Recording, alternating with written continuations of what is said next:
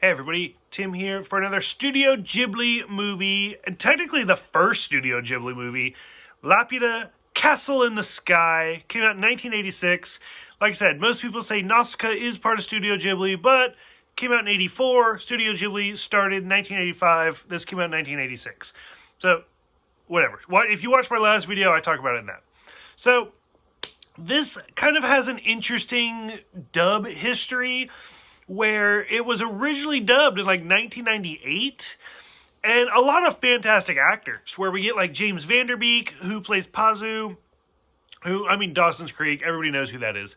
Anna Paquin, who plays Sheeta.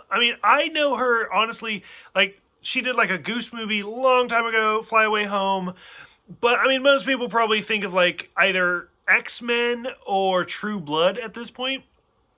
The amazing Mark Hamill, who coincidentally was also in Nausicaa, is in this as Colonel Muska.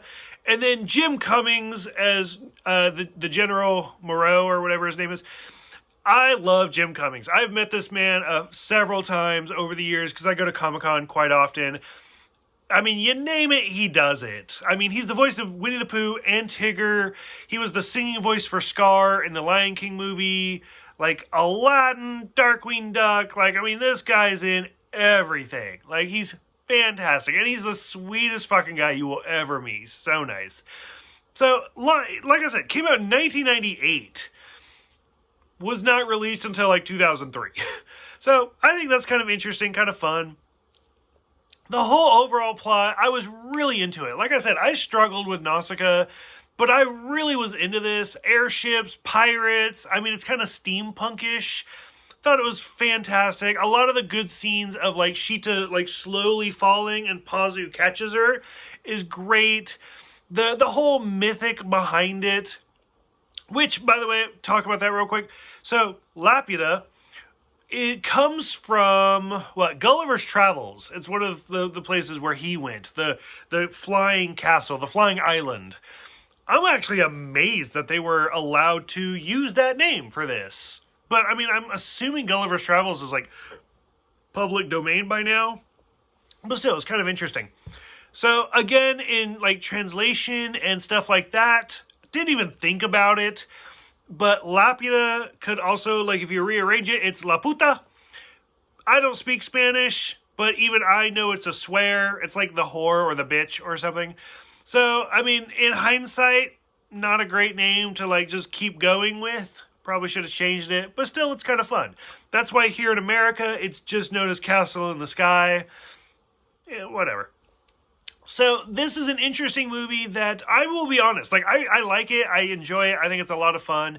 It's not a good movie to show people who, for their first introduction to anime, because this is a good example of how, non-American movies are.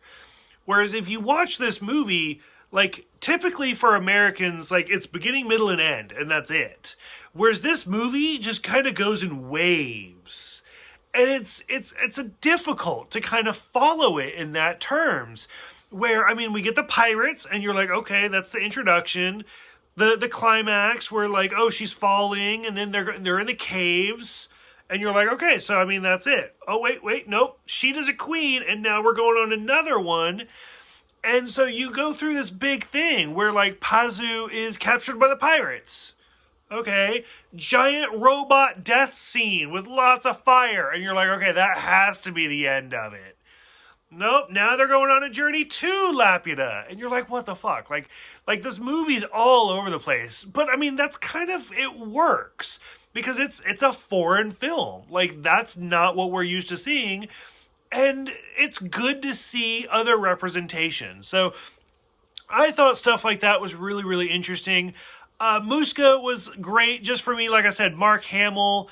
This was, like I said, it was recorded in 1998. So, at this point, he had already been the voice of the Joker for years. This is 100% Joker voice. In the last movie, it was very soft, it was very subtle, and in this movie, it was 100% just evil Joker voice, and, it worked for the character, but, if I just kind of covered my eyes, nope, I was just watching Batman, so it's kind of fun. Like I said, after the giant robot death scene, we get Pazu and Sheeta becoming pirates, and then, like, it goes through this weird thing. The pirates falling in love with her is creepy as fuck. Like, she's like a teenager, and they're like grown-ass men. It was just super awkward, but it was 1986, so I guess, what the fuck do I know? But overall, I really liked it. I had a lot of fun with it, and I thought it was really, really interesting. Like, when I watched Natsuka, I was like, maybe this is a mistake to do all of these movies, because I'm sure, like, my opinions are going to be so different than other people's. But then watching this one, I was like, oh, this is so much fun. This is really, really entertaining. So I'm kind of curious what other people thought of Castle in the Sky. Like, what was your first introduction to this movie? I mean, I saw this, like, long after it had come out. Like, 2010, maybe. Somewhere in there. Like, it was long after when I bought the DVD and stuff. So I'm kind of curious what other people's first introduction was. So thank you guys for watching. Thank you for subscribing. I'll see you guys next time for Grave of Fireflies.